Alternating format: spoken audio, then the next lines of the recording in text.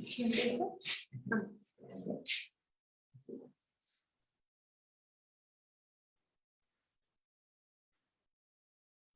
Por acá. Vale.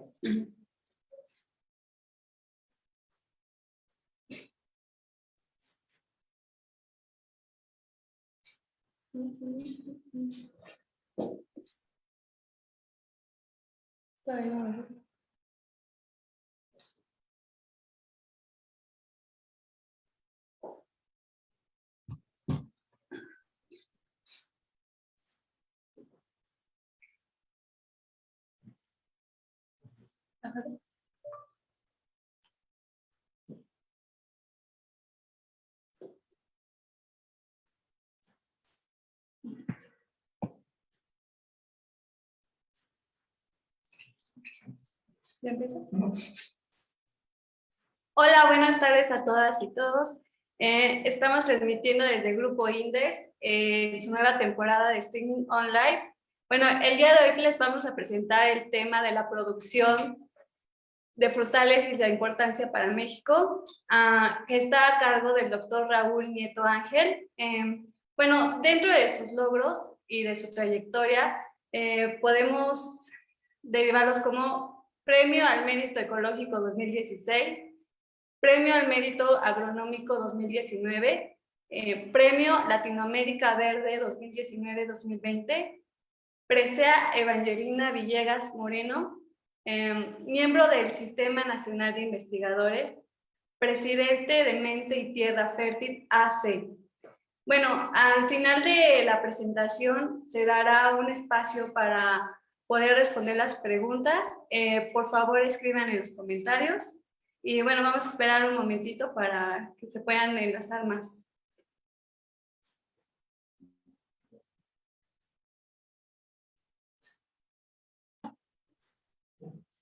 Adelante, doctor, por favor. Ya. ¿Qué tal? Buenas tardes y disculpen la poca habilidad en este tema de las nuevas tecnologías. Yo voy cambiándole aquí a la presentación. Ok. Bueno.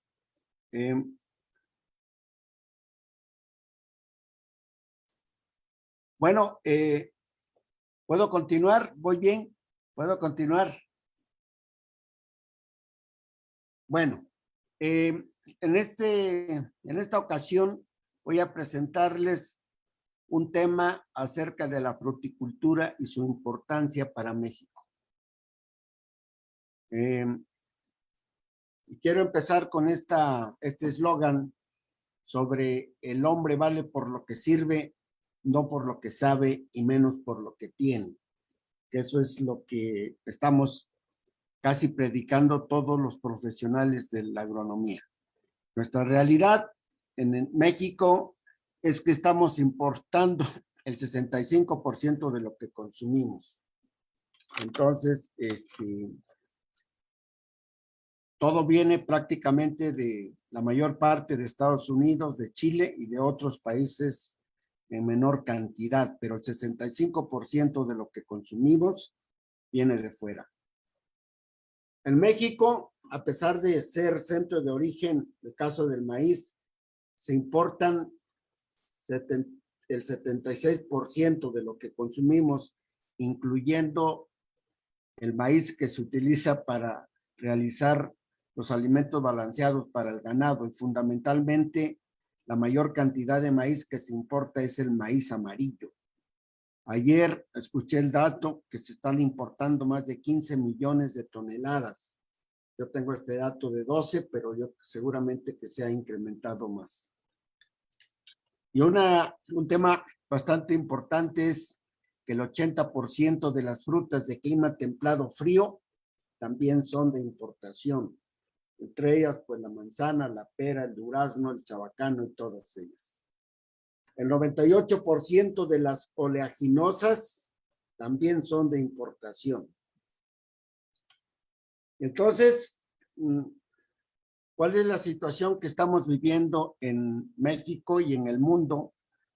Para el caso de México o del continente americano, que aquí tenemos que en 100 años, 1900 al 2007, se han incrementado en un 35%, en un 35% las sequías y en un 36% las inundaciones, como lo que vivimos nosotros el año pasado aquí en México.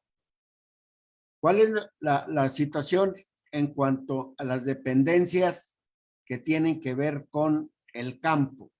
A partir de los años 1980 se han desmantelado la mayoría de las dependencias que tienen que ver con el campo, y entre ellas tenemos a Conasupo, que eran las tiendas que llegaban a todos los rincones de todo el país, de todas las comunidades, y que se fue desmantelando poco a poco por los gobiernos anteriores.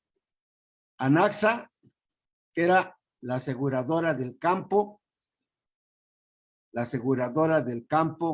que era la que se encargaba de apoyar a los productores cuando teníamos alguna catástrofe o algún mal tiempo, por ejemplo, inundaciones o sequía, granizos, heladas, pues todos esos fenómenos meteorológicos que tienen que ver con la producción. También desmantelaron Fertimex, Fertilizantes Mexicanos, que hace tiempo se encargaba de la producción y la producción de prácticamente el 80% de los fertilizantes. Actualmente, prácticamente el 100% lo importamos de otros países. La otra dependencia es Conafrut, que era la dependencia que se encargaba en todos los temas de fruticultura, tanto de clima tropical, subtropical, de clima templado, clima árido, también se encargaba, y era la instancia que se encargaba del estudio de la diversidad, la conservación y la generación, de variedades para su aprovechamiento. Banrural, que era el Banco del Campo, y el Banco del Campo, ahora pues al desaparecer Banrural, pues todo mundo tiene que acudir a la banca privada, y ya sabemos qué es lo que pasa con todos los intereses, y ahí sí no hay de que hubieron algunas inclemencias del tiempo, sino pues con la banca privada pues hay que cumplir, y si no pues hay problemas. Pronace, que era la productora nacional de semillas, y Pronace, ella se encargaba de multiplicar las especies y variedades que generaban los centros de investigación, como es el INIFAP, como es el CIMIT, como son las universidades que tienen la parte de investigación y generación de nuevas variedades para su aprovechamiento. Entonces, cuando estas instancias tenían el producto final, se lo encomendaban a la productora nacional de semillas, y esta se encargaba de la multiplicación. Y entonces las semillas pues eran relativamente baratas, porque había quien se encargaba de eso. Sin embargo, actualmente, por ejemplo, estaban comentando apenas hace poco que prácticamente un saco de 14 kilos de maíz híbrido cuesta 2,700 pesos. Entonces ahí prácticamente ya se va el 30-40% de toda la inversión que se hace para el cultivo del maíz. Inmecafé también desapareció. Y conste que México está ubicado en la mejor área geográfica del mundo para poder producir la calidad del café que se requiere en el mundo, porque el café, como algunos otros productos, todo mundo consume café, hasta los países nórdicos.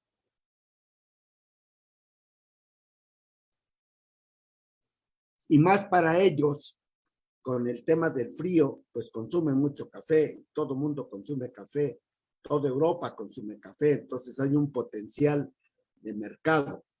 Extensión agrícola, que era la dependencia que se encargaba de darle asistencia técnica al productor y acompañamiento. Entonces, últimamente, pues ya no existe eso. Existen nuevos programas que se están generando.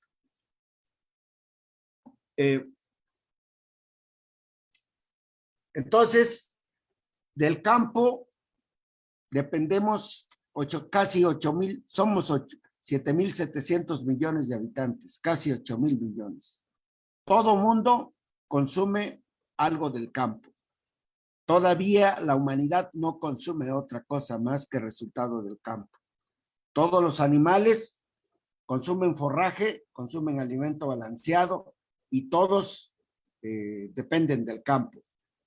Se producen todos los alcoholes, el tequila, el mezcal, el ron, el pulque, el brandy, el whisky, el vodka, el vino, en fin, todo es campo. Las fibras, que últimamente ya se está empezando a rescatar lo que antes se hacía con las fibras de los agaves, la palma, el algodón, pues es campo. Los aceites comestibles, todos los aceites comestibles vienen del campo, es producto de la naturaleza.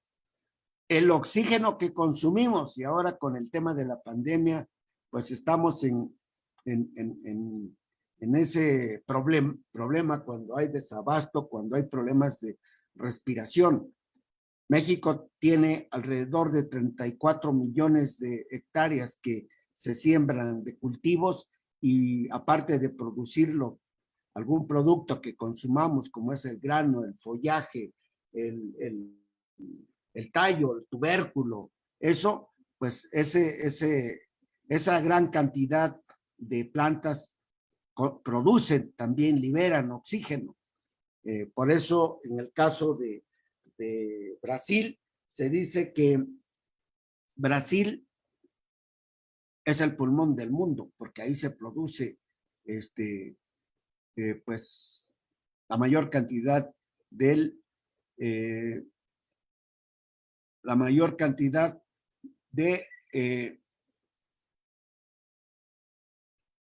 oxígeno que se consume en el mundo. Toda la celulosa que hay y que se utiliza para lo que sea, pues es no necesariamente campo, pero sí es bosque, sí es un recurso natural que ahí está. Toda la medicina alternativa, también ahora que con todo este tema del rescate de los medicamentos, pues es la medicina alternativa. También los biocombustibles, que tenemos una deuda con el país, porque se dijo que para el 2025 tendríamos el 35% de las energías renovables, alternativas. Sin embargo, no ha sido posible porque vamos con un 30% apenas. Entonces,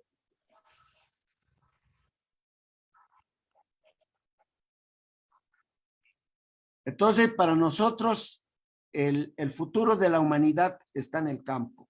Todavía nadie consume ni plástico ni petróleo. Por lo tanto, el campo tiene una gran importancia para la humanidad y para todos nosotros, y más en condiciones de pandemia que estamos viviendo, que tenemos que rescatar. Entonces, ¿cómo se encuentra la situación, la condición climática en cuanto a precipitación en México, en toda nuestros 2 millones de kilómetros cuadrados? En condiciones de aridez, prácticamente se encuentra el 63%. En condiciones de semiaridez, el 31%. 63 más 31 es el 94% de toda la superficie de México que se encuentra bajo condiciones de aridez y semiaridez. Lo que quiere decir que prácticamente la mayor parte de la superficie de todo México se encuentra en una condición adversa en cuanto a precipitación y temperatura, y ya lo estamos viviendo en estos tiempos. Y solo el 6% se encuentran en condiciones de buena precipitación y que luego, pues como sucedió el año pasado, pues que hay inundaciones y eso. Entonces, el 94% de toda la superficie de México se encuentra bajo estas condiciones de desierto y semidesierto. Y también tenemos esta situación que a pesar de que puede llover poco, pues sucede esto porque no tenemos programas de conservación de suelos. Estamos viendo que todo se va y se lo lleva. El suelo es el recurso, el segundo recurso más valioso después del agua. Estamos deforestando para utilizar estas superficies para el cultivo del maíz o cultivos básicos, y que después de 2 o 3 años que la gente aprovecha esa superficie, lo abandona y se va a otra parte a deforestar y a buscar por nuevas tierras. Y estamos llegando a estas condiciones a donde prácticamente se ha llegado a la roca madre. Entonces ya no hay ni vegetación ni suelo. Y tenemos entonces condiciones como estas de una fruticultura abandonada, una fruticultura sin perspectiva, y que luego pues todo mundo nos quejamos que no producimos calidad, pero bajo estas condiciones, ¿quién puede producir? Estos pobres árboles, en lugar de producir frutas, producen lástima. Tenemos condiciones como estas, pleno abandono, uno que otro árbol, más del centro, sur, sureste de México para abajo, ¿no? Entonces tenemos condiciones como estas de el efecto del calentamiento global, la alta radiación que pueden llegar a matar prácticamente todo el árbol. Condiciones como estas, donde con tanta radiación que tenemos y baja humedad relativa en el ambiente, pues se puede llegar hasta la muerte de los tejidos de los árboles. Condiciones como estas de mal manejo, de un exceso de podas, de no saber podar. Entonces, en lugar de podar, pues no produce nada. O este es el manejo y la calidad de la fruta que se produce aquí en el centro de México, en el centro sur sureste de México. O condiciones como estas, en el que le ataca una planta parásita epífita que mata prácticamente los árboles, y teniendo árboles bajo estas condiciones, pues la planta se mete totalmente al tallo y en lugar de alimentar el árbol, a sus ramas, a su producto natural, que es lo que está sucediendo, que alimenta a esta planta parásita que se mete al tallo. Y se llega a condiciones como estas de la muerte de los árboles. O también, en el caso de árboles, el ataque de un barrenador del tallo, que pues un barrenador es como si se taponeara un conducto, como son las mangueras o como son las tuberías, porque los tallos son conducto de agua y minerales, pero entonces aquí pues los barrenadores están haciendo de la suya. O bien los barrenadores en el caso del fruto igual. Hoy en la mañana estábamos escuchando una presentación sobre el control biológico de estos insectos que son perjudiciales para los árboles y para nosotros. Entonces ya la propuesta es dejar de utilizar productos químicos para controlar. Hay que utilizar insectos para que entre ellos se controlen prácticamente. Entonces son controles biológicos. Y entonces hemos llegado a esto en lo que se ha importado la mayor parte, decíamos el 80% de las frutas de clima templado frío se importan de Estados Unidos y de Chile fundamentalmente. Todas estas frutas tienen etiqueta de importación. Esta es la uva de Chile, y aquí tenemos la manzana del norte del país. en cuarta calidad, porque también la mejor calidad de esta fruta se exporta también para Estados Unidos, porque están los de Chihuahua, Coahuila, están más cerca de Estados Unidos que de nosotros. Y entonces, en su tiempo, en el 2009, tuvimos la oportunidad que nos entrevistara por ahí el periódico Milenio, y decimos ahí que la crisis alimentaria en México es proporcional a la pobreza. La pobreza tiene que ver mucho con la producción de alimentos, y entonces, pues esto cada día se ha ido agravando. Entonces, ¿de qué vive la gente del centro sur sureste de México? Pues viven, en primer lugar, de programas asistencialistas. El 48% viven de programas asistencialistas, donde emplean su fuerza de trabajo como jornaleros el 25%, y de la agricultura solo el 7%, agricultura y ganadería, cuando toda la gente que vive en las zonas rurales debiera vivir de la agricultura y la ganadería. Sin embargo, no viven de eso, sino su principal fuente de ingresos son los programas públicos, los programas asistencialistas. Algo pasó aquí. Entonces, ¿cómo se encuentran otros países en relación a los subsidios para la agricultura? Entonces, Estados Unidos subsidia su agricultura en un 25%. Y conste, no es solamente los costos de producción, sino es el subsidio de toda la producción obtenida. Estados Unidos subsidia su agricultura en un 25%. Los países que conforman la Unión Europea a través de la política agrícola común subsidian a su agricultura en un 35%. Japón, igual, en un 60%. En México tenemos solo programas Proagro, pensión para adultos mayores, programas sociales para el bienestar. Todos estos son programas asistencialistas que solo vienen a mitigar parcialmente la pobreza, pero no se tienen programas productivos para rescatar el campo y alimentar a todos los que viven en este país y que tenemos la posibilidad de poder exportar. Ahora, ¿cómo está la situación y el diagnóstico de los productores en condiciones del sector rural?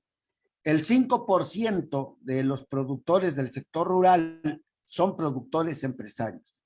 El 12% son productores en transición que están pasando de ser productores de autoconsumo de subsistencia a ser productores empresarios. Sin embargo, el 83% de toda la población rural son productores de autoconsumo o de subsistencia. Yo digo de sobrevivencia. Entonces, el problema es qué hacer con esta gran cantidad de personas que están prácticamente en pleno abandono, y ese es el tema que tenemos que tomar en consideración para ver qué hacer. Ahora creo que hay mucha voluntad de poder impulsar proyectos, sin embargo no hay, son proyectos de tipo social, no son proyectos de tipo productivo. Entonces, dicho todo esto, existen dos grandes grupos de cultivos, los cultivos de precios controlados y los cultivos de precios no controlados. Y los cultivos de precios no controlados son muy exigentes en cuanto al ambiente, pero también aportan suficientes recursos económicos porque no están controlados, los precios están sueltos y va a depender de la ley de la oferta y la demanda. Entonces, de los cultivos de precios controlados, entonces, el maíz no puede pasar de 6 pesos el kilo, el frijol no pasa de 16, el arroz no pasa de igual de 20 pesos, el cacao no lo sé exactamente, el trigo igual no pasa de 15 pesos, el café pues no pasa bueno, dependiendo si es al productor o al consumidor, pero al productor pues le pagan ahí 40 pesos el kilo, 60 pesos el kilo máximo. Son precios controlados. Entonces, para que estos cultivos sean rentables económicamente, se requieren de grandes volúmenes. Y para grandes volúmenes, grandes superficies. Y la mayor parte de la superficie de México está en minifundio. ¿Qué quiere decir eso? Que tenemos del centro de México del centro sur-sureste de México, tenemos pequeñas superficies. ¿Se acuerdan? Y saben algunos que los que viven o vivían en valles centrales de Oaxaca, pues eran surcos, ni siquiera superficies. Y entonces, aquí para dedicarse un poquito a la producción y que sea rentable, necesitamos grandes superficies para tener grandes volúmenes. Y eso no es posible. Entonces, tenemos que optar por cultivos con precios no controlados y que, como dije, que son muy exigentes en cuanto a ambiente y que aportan suficientes recursos. Tenemos entonces en esa importancia los frutales.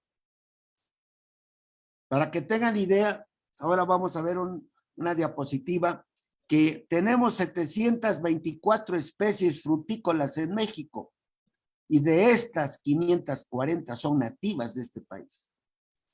Tenemos las otras que son ornamentales, también se manejan de acuerdo a la ley de la oferta y la demanda. Sin embargo, en estos tiempos de pandemia, pues no hubo celebración de muertos. El 14 de febrero prácticamente no se consumió y ahorita viene mayo, quién sabe cómo nos vaya. O sea, es un problema el consumo porque no es una especie básica, digamos, para el consumo, para la comercialización.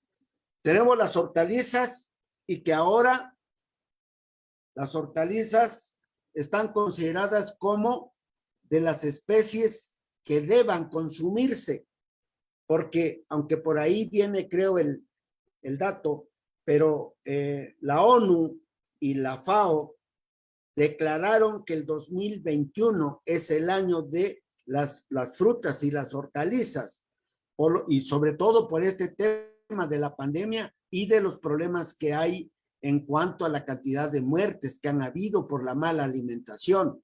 Entonces, nosotros en su tiempo, cuando niños, cuando jóvenes, todo mundo nos decía que tenemos que consumir, debemos ser casi herbívoros, tenemos que consumir frutas y verduras. Ahora estamos volviendo más o menos a esa cultura del consumo porque no nos queda otra. El exceso de los carbohidratos y de grasas que consumimos nos están llevando a un problema muy serio. Las plantas medicinales también son muy rentables, todo, y ahora pues igual con el tema de la pandemia. Ayer nos estaba comentando alguien que efectivamente a toda la familia le dio COVID y se resolvió con la utilización de puros test. Con puros test se aliviaron todos. Entonces quiere decir que por ahí está la fórmula.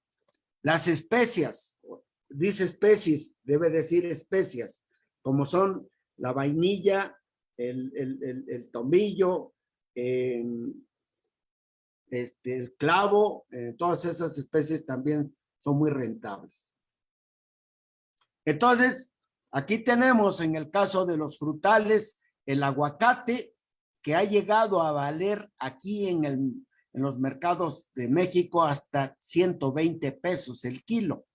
Y ya no digamos en Estados Unidos, hasta 400 pesos, o sea, $20 el kilo. La papaya ha llegado a valer igual hasta 120, la guayaba también hasta 120.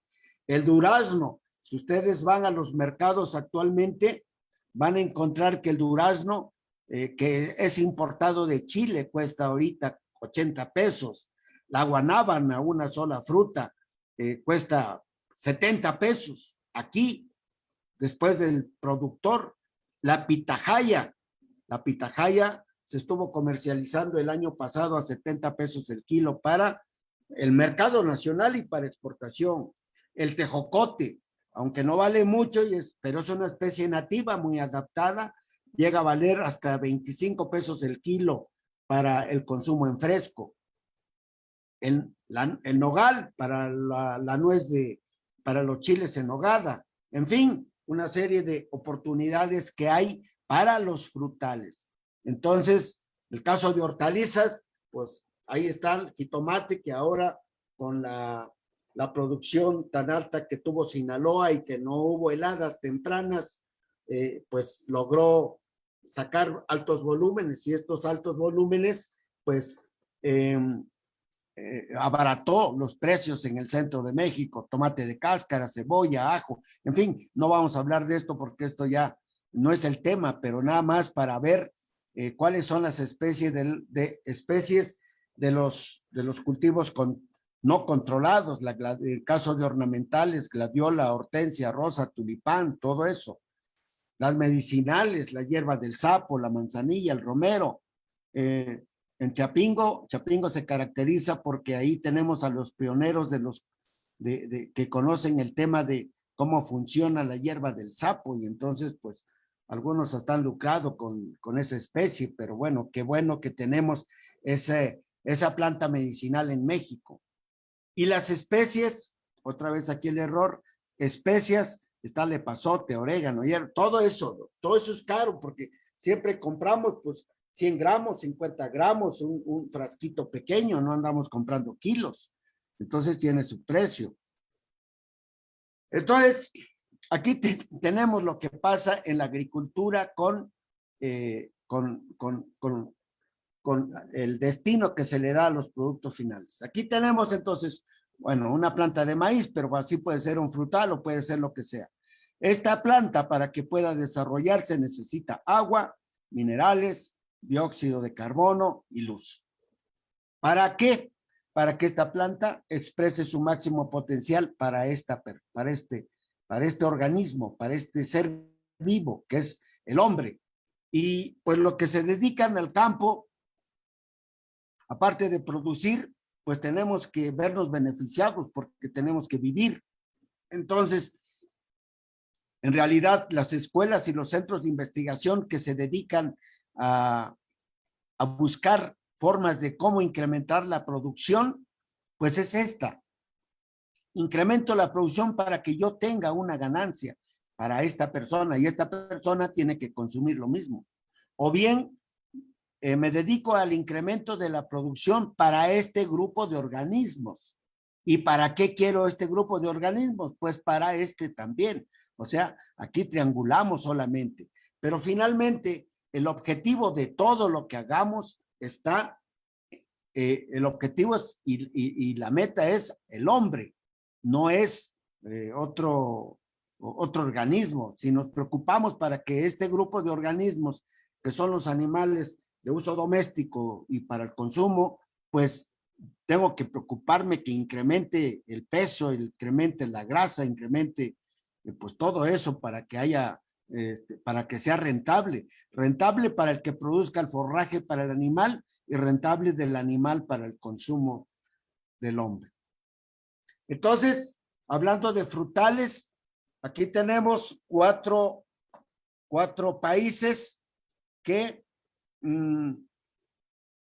para hacer una comparación del número de especies que tiene cada país, de los que se ha dicho que son que tienen un potencial tanto como centro de origen como de la diversidad que se adaptan bajo esas condiciones. México, 724 especies. Brasil, que es un megapaís y además que tienen condiciones de trópico y subtrópico muy amplio, 434 especies. Perú, 236, y conste que Perú está considerado como uno de los países más versátiles y con mayor diversidad y mayor potencial en la producción, que en los últimos años Perú ha incrementado su producción para la exportación. Tienen un gobierno que se ha preocupado por apoyar verdaderamente a los productores para que sean altamente competitivos y ser exportadores a los países europeos y a Estados Unidos. Egipto, 417 especies. Entonces, de los cuatro países, México es el país más variable con mayor cantidad de especies. Y de estas 724 especies, 540 son nativas de este país con altísimo potencial para poder producir. Si son nativas estas especies, si son nativas y están aquí, quiere decir que si nosotros nos dedicamos a ellas, podemos incrementar la producción y podemos ser más rentables en cuanto al campo. Entonces, ahí está un mapa de todo el país para poder ver cómo se encuentran distribuidas las especies, de las diferentes especies de las 724 que están en todo el país. A pesar de que en la parte norte está en condiciones de desierto y semidesierto, también hay especies con potencial para poderse aprovechar y sacarle jugo al asunto. Aquí tenemos en el caso de cacao, no es precisamente una especie frutícola, pero es un frutal que se aprovecha el grano y que pues ahí está la gran diversidad de tipos de cacao que pudiéramos nosotros aprovechar. El caso del aguacate, hay más de 400 tipos distintos en todo México y que están resguardados en un banco de germoplasma en el CICTAMEX, en la Fundación Sánchez Colín, que está en el Estado de México. Ellos se han abocado a la búsqueda de nuevos tipos distintos que puedan aportar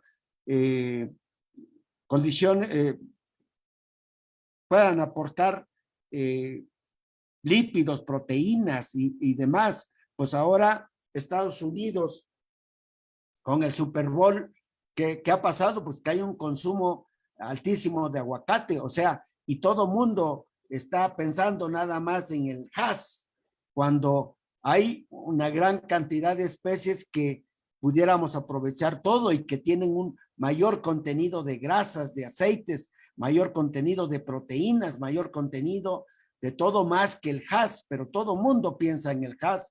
Ahora con el programa Sembrando Vida hay una euforia del quieren hass y puro hass, cuando los que se dedican a promover la fruticultura en este programa, porque de otra manera va a ser, si no, va a ser otro programa fracasado.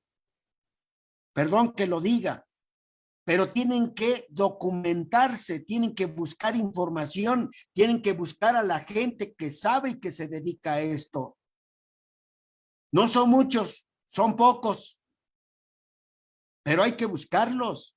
Hay mucha información sobre esto y de verdad hay mucha desinformación, mucho romanticismo ahora con este programa.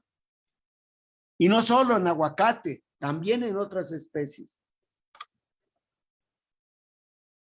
Entonces vean ustedes lo que es capaz una planta, un árbol. Vean ustedes en condiciones de tepetate. Miren ustedes la capacidad que tiene. Un árbol de estos, con tal de buscar agua, llega a profundizar hasta 24, 30 metros de profundidad para poderse abastecer de agua. Porque si no, pues este árbol, ¿cómo pudiera sobrevivir si estuviera en una condición seca? Y esta es la capacidad de sobrevivencia de todos los organismos. Ahora, con este tema de la pandemia, pues ¿quién quiere morir? Nadie, todo el mundo se anda cuidando. Las plantas igual hacen lo suyo. Ahí está el ejemplo. Entonces, si nosotros nos abocamos al manejo correcto de cómo deben ser los frutales. Ya no como era antes, porque por eso estamos nosotros fracasando en todos los temas de la fruticultura. Primer situación, no tenemos grandes superficies, por lo tanto, nuestras pequeñas superficies las tenemos que aprovechar bajo estas condiciones. Y tenemos que saber y conocer el tema del manejo del agua, y para eso hay que hacerles cajeteo para que almacenen agua y no se vaya el agua. 2, tenemos que fertilizar, y ahora ya no fertilizar con estiércol vivo, porque el estiércol vivo trae un insecto que es dañino para las raíces y se llama gallina ciega. Entonces, todo ese estiércol vivo debemos compostearlo y manejarlo bien y adecuadamente, y además ponerle la cantidad adecuada de acuerdo al tamaño del árbol. Y no estarle ahí medio dándole, por ejemplo, como estos árboles que tienen alrededor de 6 años ya, pues 15 kilos, 20 kilos de composta, pero composta, porque tenemos que transformar ese estiércol vivo que puede traer insectos, parásitos para la raíz. Entonces, tenemos que descomponer para que esta planta aproveche todo, porque aquí en el suelo hay más de 3,000 microorganismos que están trabajando, y con humedad y con el estiércol, que es la materia prima para los microorganismos, hay que proporcionárselos para que la planta pueda aprovecharla. Tercer aspecto, poda. Si no hay poda, el árbol se va. Y perdón que lo diga, no existe conocimiento básico elemental para ver a dónde podar, cómo cortar y cuándo cortar. Entonces, todo eso hace falta. Y ahora es nuestra gran oportunidad con el tema de la pandemia. Es nuestra oportunidad para poder voltear hacia el campo y hacer las cosas correctamente. Y hay otro que no está aquí, no tengo el ejemplo, del raleo de frutos. Cuando nosotros necesitamos calidad comercial del fruto, tenemos que quitar frutos pequeños cuando estos tengan el tamaño de una canica para que los que queden sean comerciales y se puedan vender sin problemas. Porque si no, luego nos andamos quejando que no hay mercado, que no se consume, pero es que es de mala calidad. Entonces, este es el mejor ejemplo. En Perú están estableciendo ya hasta 6,000 árboles por hectárea, cada 70 centímetros en el caso de aguacate. Y conste, el aguacate es una de las especies con mucho vigor, igual que el mango, igual que el zapote mamey, igual que la guanábana, igual que el zapote negro. Pero si nosotros lo dejamos, lógico, se va. Entonces, tenemos que recapacitar y tenemos que estar conscientes que necesitamos temas y cursos de capacitación, pero sobre todo lo más importante, de estos cursos, talleres. Porque yo digo que el futbolista es futbolista pateando el balón. El futbolista no se hace futbolista leyendo un libro, una enciclopedia. Las personas que hacen canastos, es un arte hacer canastos, es un arte hacer sombreros, es un arte hacer ollas de barro. Esta gente no fue a la universidad. Entonces, lo tenemos que aprender haciendo, no leyendo, también leer para saber los principios, pero lo más importante es haciendo. Y ese es el gran problema que tenemos, no solo ahora con el programa Sembrando Vida, no solo con todos los programas, porque casi todos los programas, con excepción del PESA, casi todos los programas anteriores, ninguno ha tenido éxito, porque no ha habido ni voluntad, ni conocimiento, ni conciencias. Entonces, tenemos que rescatar y retomar esto y hacerlo correctamente. Aquí está el ejemplo de que sí se puede. Y llegar a esto, nada nos cuesta regresar ahora a lo natural, nada nos cuesta podar, nada nos cuesta dejar de utilizar productos químicos para poder controlar. Todo mundo piensa en aplicar. Y decía yo, hoy en la mañana se habló sobre el control biológico y el problema de todo es que los productos químicos no es que sean tan malos. El problema de los productos químicos son los excesos, los abusos y el mal manejo. Ese es el problema. Aquí tenemos, en el caso de las frutillas, de las frambuesas y zarzamoras, que tienen su origen en México y que se llevaron el recurso genético a otros países y nos han regresado en variedades. Un potencial tremendo en esto.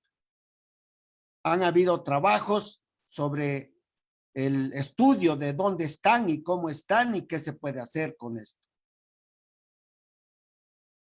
Las variedades comerciales de tejocote.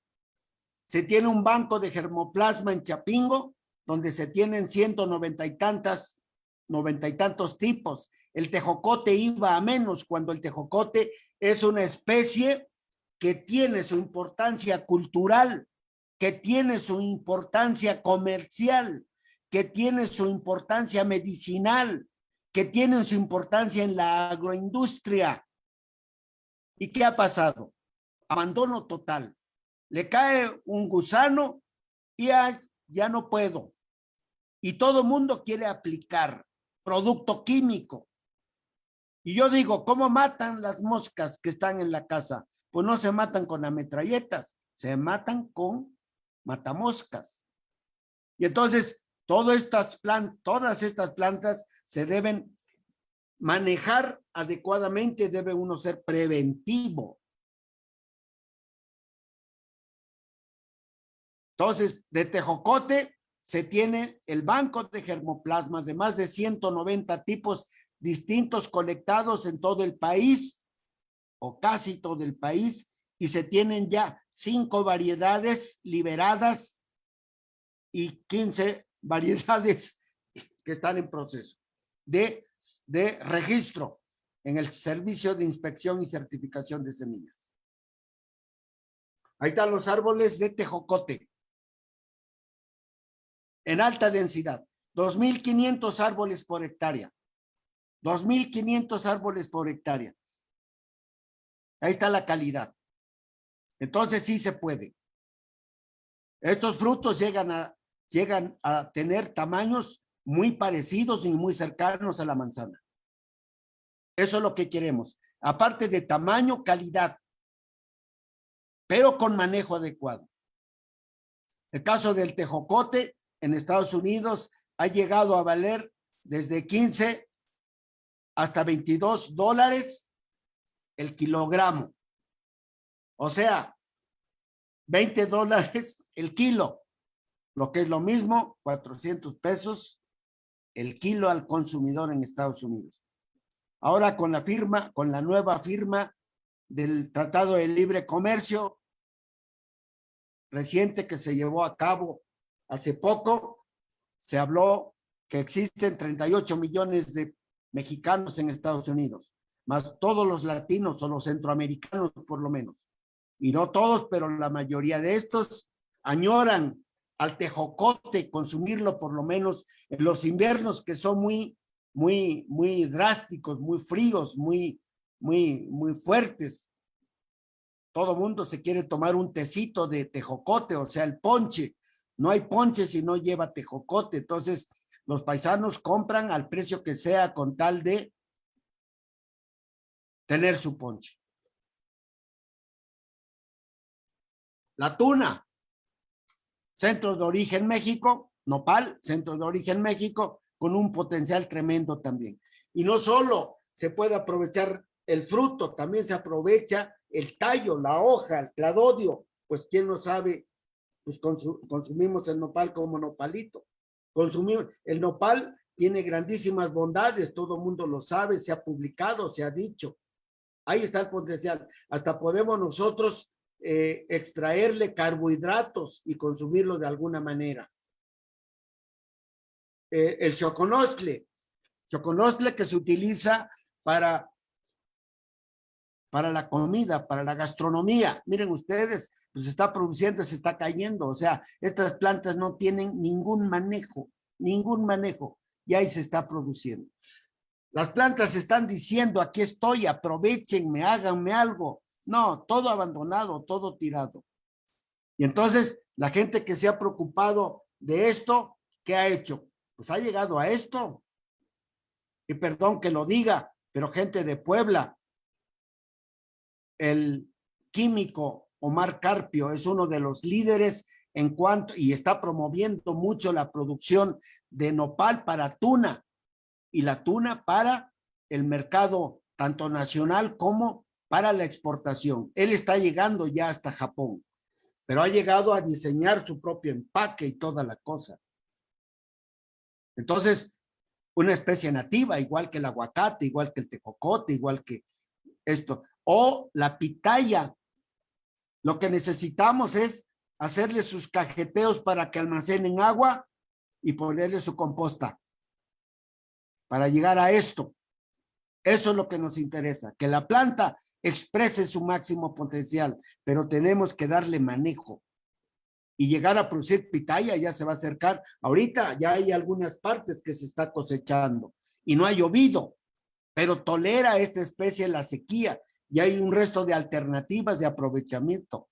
Ahí está la calidad de la pitaya. Una gran diversidad de tipos, tanto de adaptación como de calidad, como de presentación y como de dulzura, como de sabor y de diferentes tipos de aprovechamiento. Aquí tenemos nieve, aquí tenemos pastel de pitaya, licor, vino, y la pitaya en Los Ángeles, en Estados Unidos, en California, llega a valer $9 la libra, $9 el medio kilo. Por lo tanto, $20 el kilo. Por lo tanto, 400 pesos mexicanos el kilo allá en Estados Unidos. Y a medida que nos vayamos más al norte, hay mejores precios todavía. El tema es producir cantidad y calidad, y para eso se necesita manejo. O tenemos el caso de la pitahaya también. Ahí está, la pitahaya.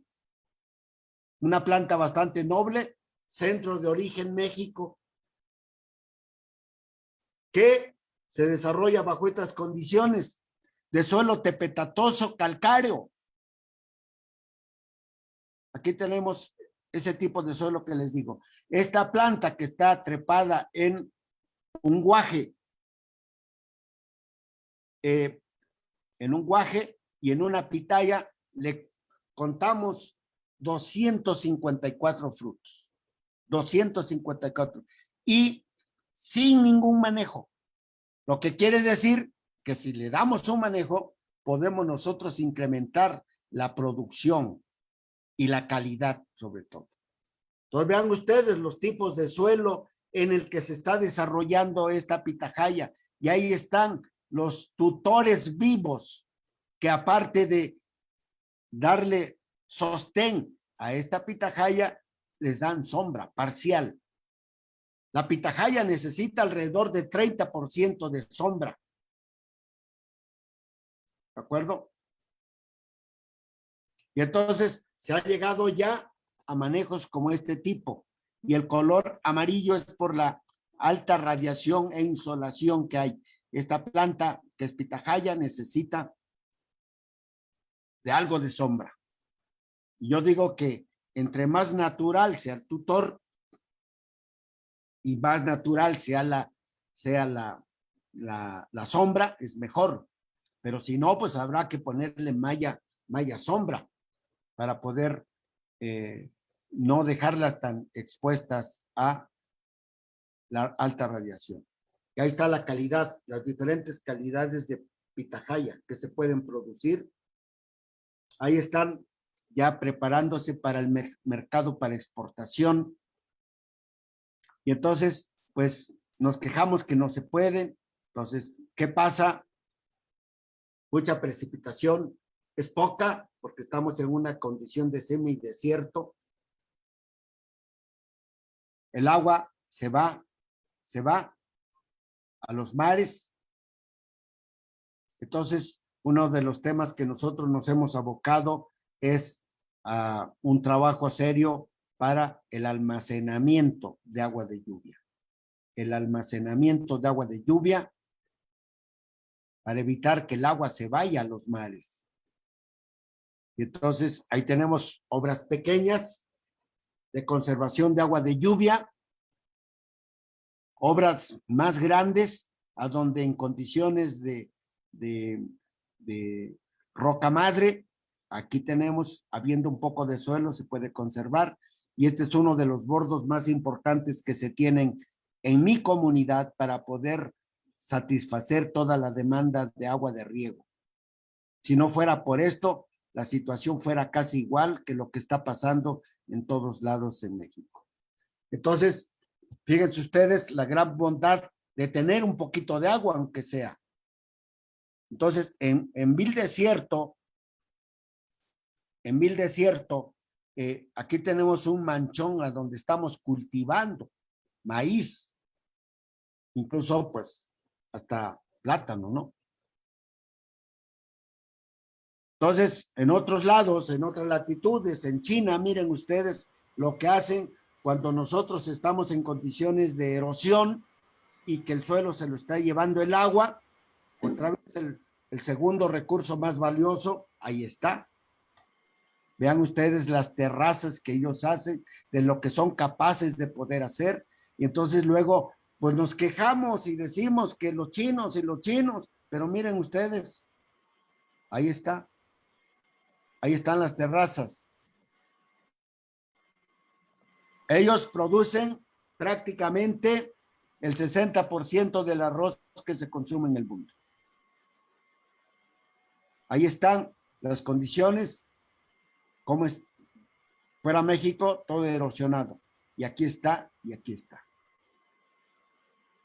Bueno, pues para poder corroborar, pues nos dimos una vueltecita para ver si es cierto, pues efectivamente, así son los chinos. Y no es porque sean una gran masa de chinos, sino porque ellos tienen otra cultura, la cultura del trabajo, del esfuerzo. Sin embargo, nosotros, pues poco a poco nos han ido acostumbrando de vivir de los programas asistencialistas. En el caso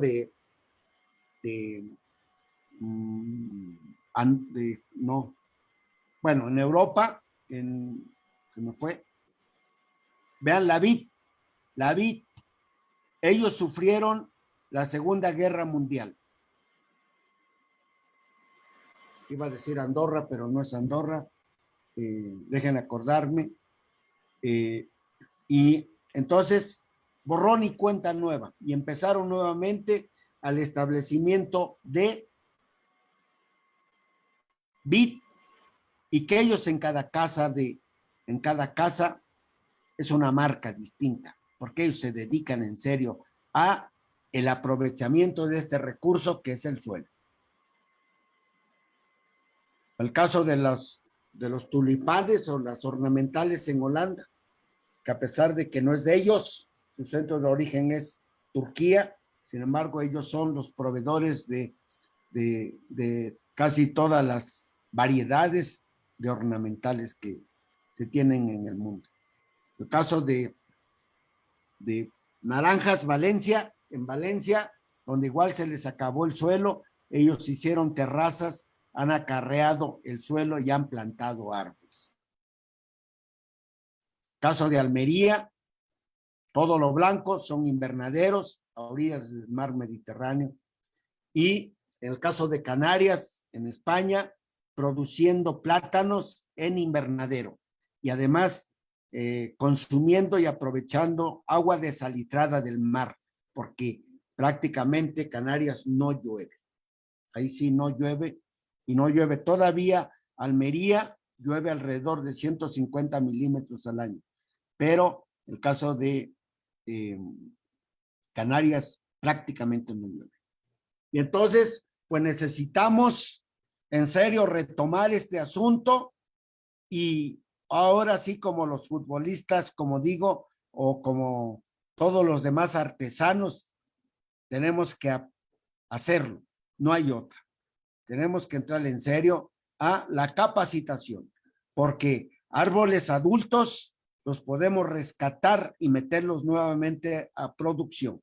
Estos son árboles que ya tienen alrededor de 60, 80 años, los rehabilitamos con poda y los metimos a fructificación, y eso se llama rejuvenecimiento de árboles.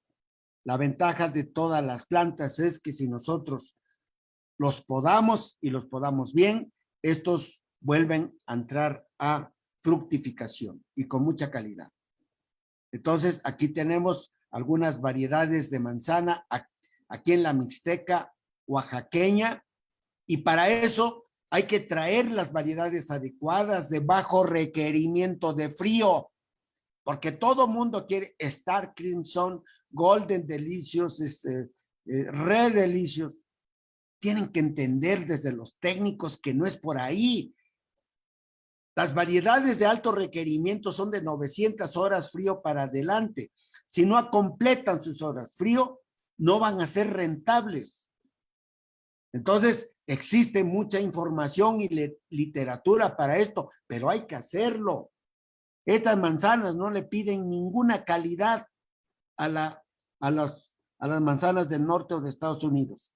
Las manzanas que vienen de fuera tienen muchas aplicaciones de productos químicos para poderse lograr.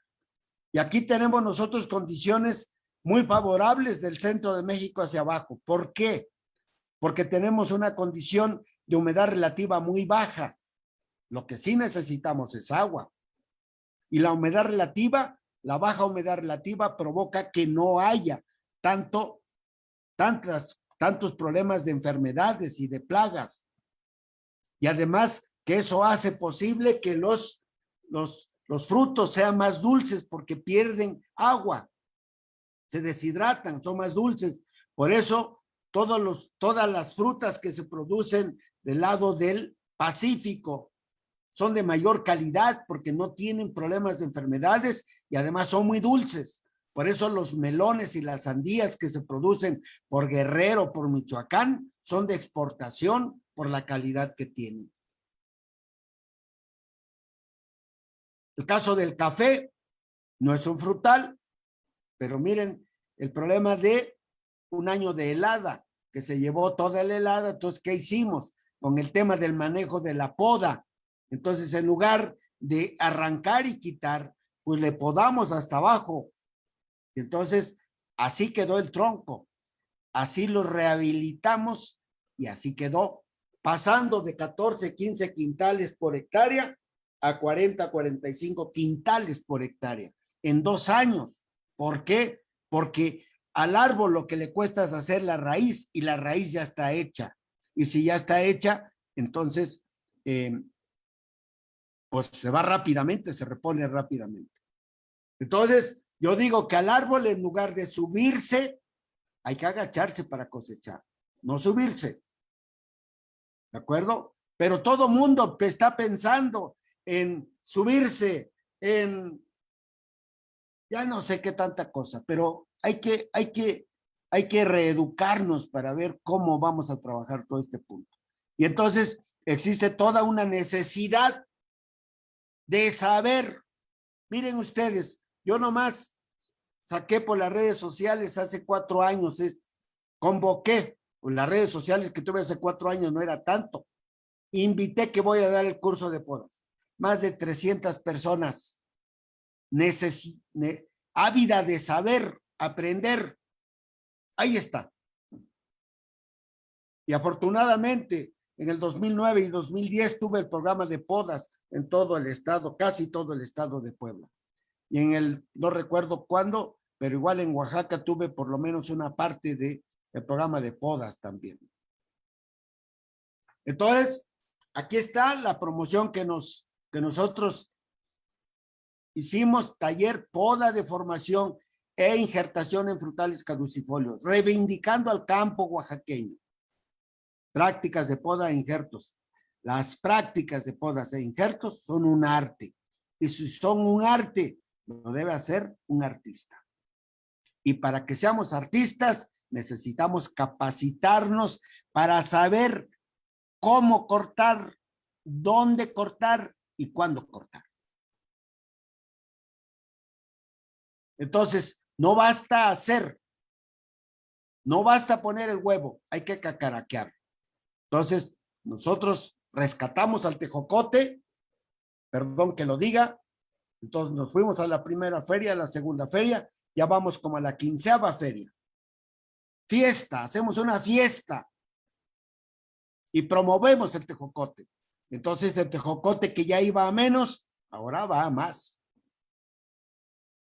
Aquí hay todas las publicaciones que han habido de tejocote, y perdón que lo diga, es una especie que no la valoran, la desprecian, así como desprecian a nuestra gente, a nuestros paisanos de los pueblos originarios, así desprecian a las plantas.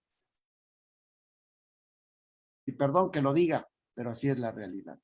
Entonces, aquí está. Estados Unidos abre mercado a frutas mexicanas, rescatar y potenciar la fruticultura. Raúl Nieto, una publicación que salió en una revista. O sea, andamos insistiendo, vamos a rescatar. ¿Por qué? Porque es rentable, porque está adaptada, porque es lo nuestro. Edité el libro, aquí dice Raúl Nieto, edité el libro Frutales Nativos, un recurso fitogenético de México. Ahí está abajo mi nombre. Andamos promoviendo esto, rescatando. Nos angustia que no le demos la importancia que este grupo de especies tiene. Participamos en la elaboración de este libro, también enfoques tecnológicos en la fruticultura, un tributo a Raúl Mosqueda, un profesor líder fruticultor de la fruticultura de clima tropical. Hemos participado en programas de radio, televisión. Aquí estamos promoviendo la fruticultura nuestra. Por eso, nuestro proyecto se llama Crecer en la Adversidad, porque todo es adverso. Estamos en una situación de adversidad. Y ese es nuestro proyecto. Y yo digo, no basta saber, hay que hacer. Somos 48,000 ingenieros agrónomos y tenemos el campo abandonado. Perdón que lo diga. Abandonado. Cicerón, hace más de 2000 años, dijo que la agricultura es la profesión propia del sabio, la más adecuada al sencillo y la ocupación más digna para todo hombre libre. Entonces, yo soy Raúl Nieto Ángel, profesor investigador de la Universidad Autónoma Chapingo y del Instituto Politécnico Nacional, y además presidente de Mente Tierra Fértil, Asociación Civil. Estos son los reconocimientos que ya se dijeron al principio, reconocimientos y condecoraciones: Presea Evangelina Villegas, Premio al Mérito Ecológico 2016, Premio al Mérito Agronómico y Premios Latinoamérica Verde 2019, y la mayor parte de donde hemos recibido estos reconocimientos es por el tema de frutales. Aquí está, presidente de Mente Tierra Fértil. Ahí están mi tarjeta de presentación Y es todo. Pues eso es lo que les quería comentar. No sé si estén por ahí los del grupo Inders. Me llevé exactamente un poquito menos porque empezamos un poquito tarde. Me preguntaban que cuánto tiempo necesitaba. Yo les dije que 1 hora 20 minutos. Y eso es lo que les quise exponer sobre la importancia de la fruticultura para nuestro país. Muchas gracias.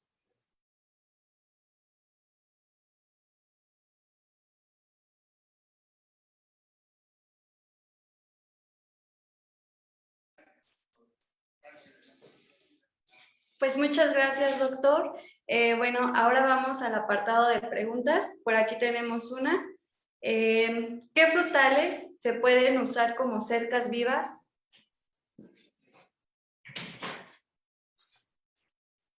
Pues todos, si queremos, son todos. Inclusive nosotros cuando trabajamos en el tema del tejocote, muchas de la mayor parte de los genotipos de tejocote tienen espinas. Y entonces nosotros decíamos que se pueden utilizar muy bien para dividir terrenos, para que los animales no se pasen y todo eso. Pero igual, en Guanajuato yo vi que a orilla de los terrenos y las colindancias, en lugar de tener árboles forestales, tienen pitahayas.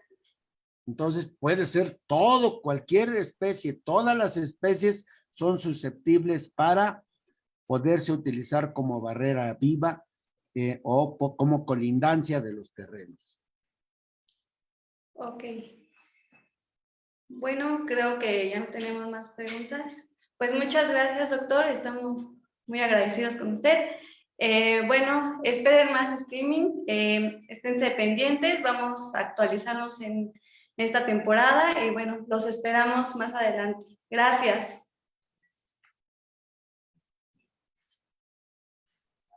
Gracias.